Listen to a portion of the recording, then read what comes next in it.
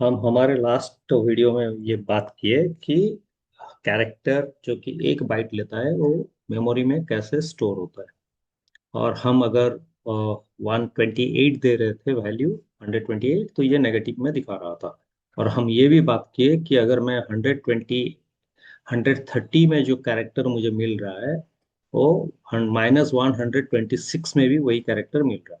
तो अगर आप इसको मार्क करें तो ये 126 या 127 कैसे मिल रहा है, ये मैं आपको निकालने के लिए बोला था। तो हम जानते हैं कि हमारा टोटल नंबर ऑफ कैरेक्टर्स कितना होता है, 256। ठीक है। तो पॉजिटिव तो हम जानते हैं कि 127 तक सही है। तो 127 तक पॉजिटिव कैरेक्टर्स है। तो नेक्स्ट नंबर क्या आएगा, 128। तो मैं 128 अगर दूं तो ये क्या कर रहा है एक्चुअली, 256 -128। तो 256 -128 कितना होता है, 128। तो ये नेगेटिव में -128 दिखाएगा। तो अगर मैं 129 एंटर करूं तो ये कितना दिखाएगा, 256 -129। तो ये कितना दिखाएगा, 127 और माइनस में 127। या आप इस तरह कर सकते हैं कि 128 अगर आपको नेगेटिव में क्या वैल्यू देना चाहेगा, आप जानना चाहते हैं, तो 128 -256 कर लीजिए। तो आपको ये -128 देगा।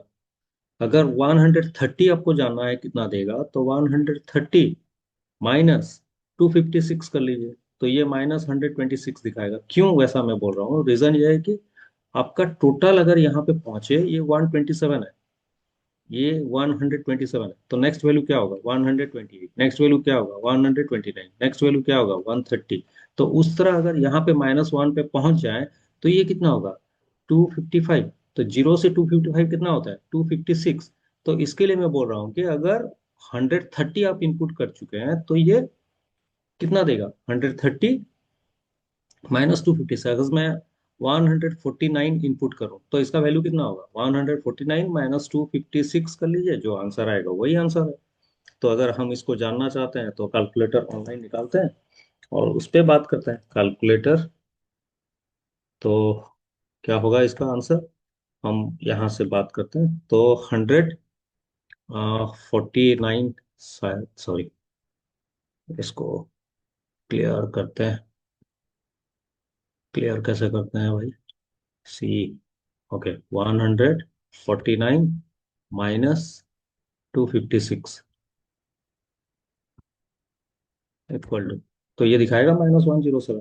तो आप टाइप करके देखिए, यही दिखाएगा। तो आज हम बात करते हैं कि इंटीजर में कितना दिखाएगा, इंटीजर का range Turbo C plus plus में बात करते हैं। तो हम जानते हैं कि टर्बो सी प्लस प्लस क्या करता है, इंटीजर के लिए 2 बाइट का स्पेस रिजर्व करता है। 2 बाइट मतलब क्या है, ये 1 बाइट और उसके साथ और 1 बाइट। ठीक है, ये टोटल कितना लोकेशन पे डिवाइड होगा, एक बाइट होता है 8 बिट्स। तो ये टोटल 16 लोकेशंस में डिवाइड होगा, 1, 2, 3, 4, 5, 6, 7, 8। 1, 2, 3, 4, 5, 6, 7, 8।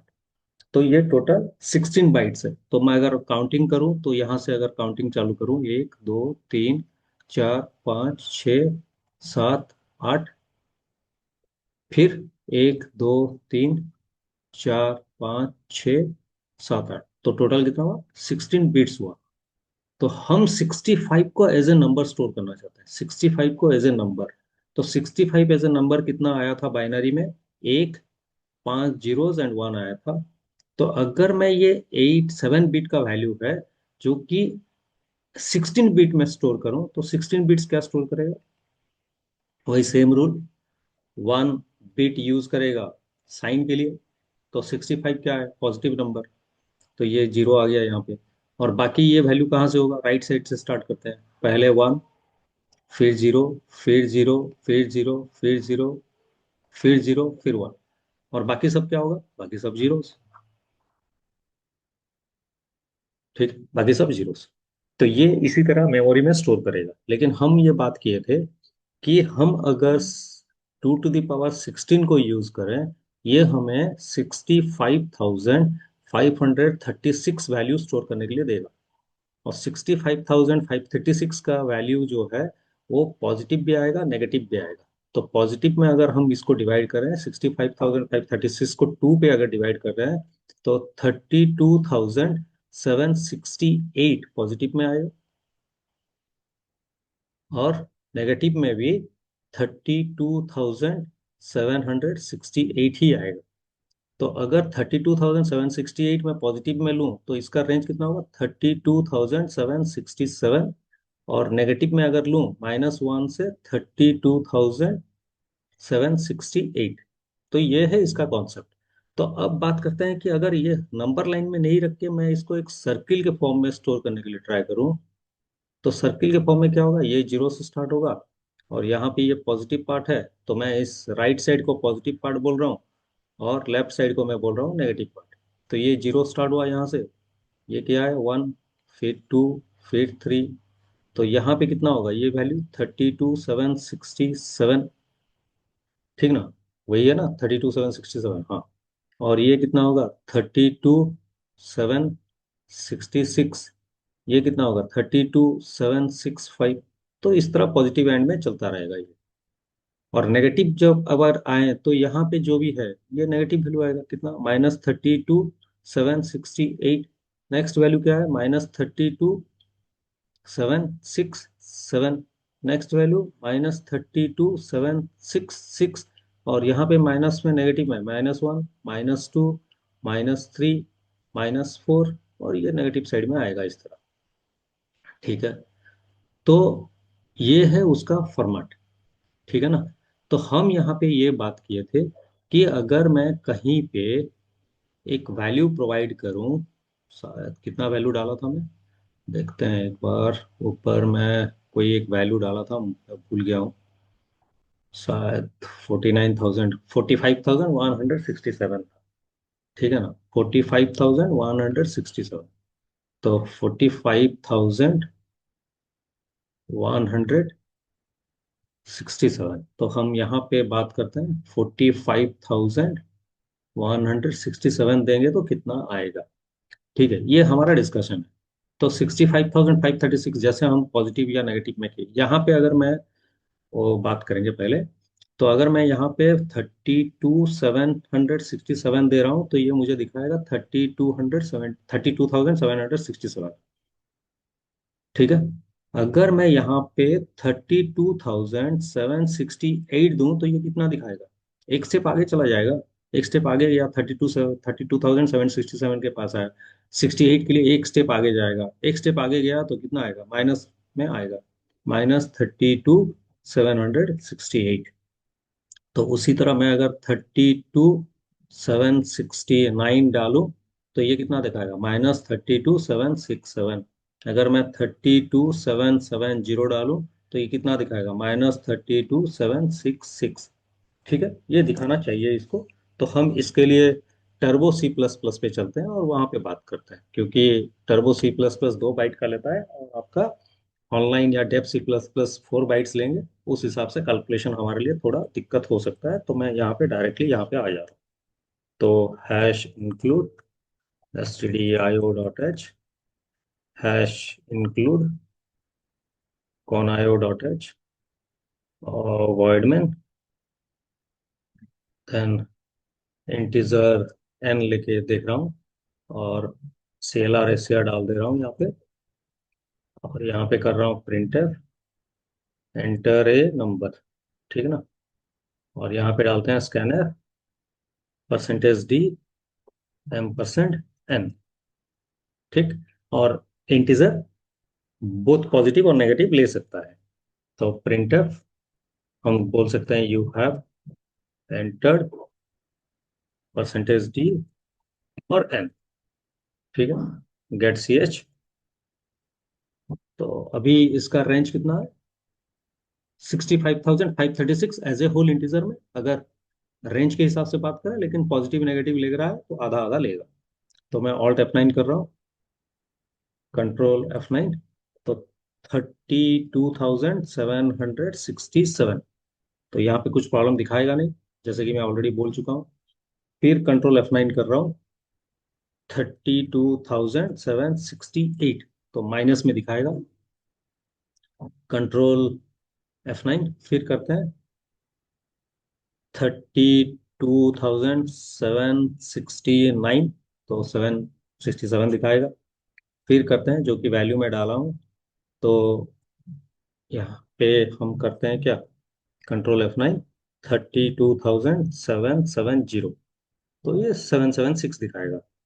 तो ये मुझे लगता है कि आपको समझ में आ चुका है। लेकिन यहाँ पे जो हमें जो एक्चुअल वैल्यू निकालना चाहिए तो वो निकालेंगे। लेकिन मैं ऑलरेडी इसको कैलकुलेशन बता दिया था ये कैसे निकल रहा है, तो मैं पहले वो कैलकुलेशन आपको बता दूं कैसे निकल रहा है ये।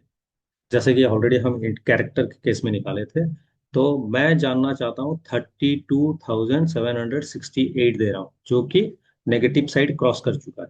और मेरे पास कितना वैल्यूज है, 65,536। तो मैं अगर 65,536 को इससे माइनस कर दूं, तो ये शायद मुझे यही वैल्यू दिखाएगा ना, तो माइनस में दिखाएगा। देखते हैं उसको करके। तो एक कैलकुलेटर निकाल लेते हैं यहाँ से, और यहाँ पे कैलकुलेट करते हैं। तो पहला वैल्यू क्या है, 32,768 माइनस 65,536। देखिए 32,768 आया। तो उस हिसाब से अगर हम जाएं, तो 45,167 देने पे कितना आएगा, है ना। तो हम बोलते हैं 45,167 देने पे इसको 65,536 से माइनस कर लेते हैं। तो कितना दिखाया, 20,369 माइनस में दिखाया, ठीक है ना। तो माइनस में अगर दिखा रहा है, तो उसको हम चेक करते हैं दिखाएगा क्या। ऑल्ट एंटर, तो क्या वैल्यू था भूल गया।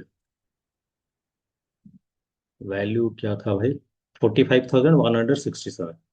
45,167, इसी में रन कर लेते हैं ना, कंट्रोल F9।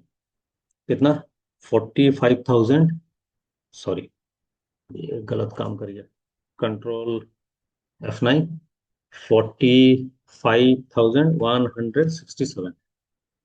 देखिए -20,369 ही दिखाया। तो अगर आपको जीरो आना चाहिए तो कितना एंटर करें, 65,536 एंटर कर लीजिए, जीरो आ जाएगा। तो 65,536 अगर एंटर करें तो जीरो दिखाएगा। तो मुझे लगता है कि आपको ये समझ में आ चुका है कैसे काम कर रहा है। मैं इसको बंद कर दे रहा हूँ और इसको भी बंद कर रहा हूँ, और इंटीजर क्यों नेगेटिव वैल्यू दिखाता है ये भी आपको समझ में आ चुका है। ठीक है। तो यहाँ तक मेरे हिसाब से आपको समझ में आ गया कि कैरेक्टर कैसे नेगेटिव वैल्यू को पॉजिटिव में और पॉजिटिव को नेगेटिव में दिखाता है। और इंटीजर भी वही काम करता है। अगर 2 बाइट्स है, लेकिन 4 बाइट्स हो जाने पर ये उसका रेंज डबल कर देगा। और डबल करके कैलकुलेशन करना हमारे लिए इतना इजी नहीं है, इसके लिए मैं 4 बाइट्स के लिए आपको एज्यूम करने के लिए बोल रहा हूँ। 4 बाइट्स में क्या होगा, ये एटलीस्ट 10 डिजिट के ऊपर ही वैल्यू एक्सेप्ट करेगा। ठीक है। तो अभी तक हम जो बात किए, यहाँ पे कैरेक्टर कैसे स्टोर किया, इंटीजर कैसे डिस्प्ले किया, ये सब बात की। लेकिन जब हम रियलिटी में बात करें, हर जगह इंटीजर पॉजिटिव और नेगेटिव ये दोनों एक्सेप्ट नहीं करता है। हर जगह नहीं चाहिए इसको। जैसे कि किसी इंसान का एज आपका कभी नेगेटिव में नहीं आएगा, ठीक है ना। अभी ठंड का मौसम चल रहा है, और टेम्परेचर आपका नेगेटिव में भी आ सकता है। लेकिन जो टेम्परेचर आएगा या जो एज हम यूज करना चाहते हैं, इसके लिए आपको कितना बड़ा साइज लेना होगा ये डिसाइड करना। एज तो कभी 2 डिजिट से ज्यादा नहीं होगा, मैक्सिमम 3 डिजिट, उससे ज्यादा तो हो नहीं सकता, है ना। उसी तरह टेम्परेचर में आएंगे तो टेम्परेचर कभी भी 3 डिजिट तो जाएगा ही नहीं। लेकिन मैं जहाँ पे पिन कोड अगर यूज करूँ तो पिन कोड क्या करता है आपका, 6 डिजिट का वैल्यू लेगा। और इंटीजर क्या कर रहा है आपका, 5 डिजिट से लिमिट हो जा रहा है। तो हम इसको किसी तरह बढ़ा सकते हैं क्या, ठीक, ये हमारा ऑब्जेक्टिव है। तो इसके लिए इंटीजर डेटा टाइप फिर अलग डेटा टाइप से डिवाइड हुआ है। ठीक है, इंटीजर फिर अलग डेटा टाइप से डिवाइड हो चुका है। तो हम उसको यूज करके बात करते हैं, ठीक है ना। तो नेक्स्ट वीडियो में उसको देखते हैं इंटीजर फिर फर्दर कैसे डिवाइड हुआ है।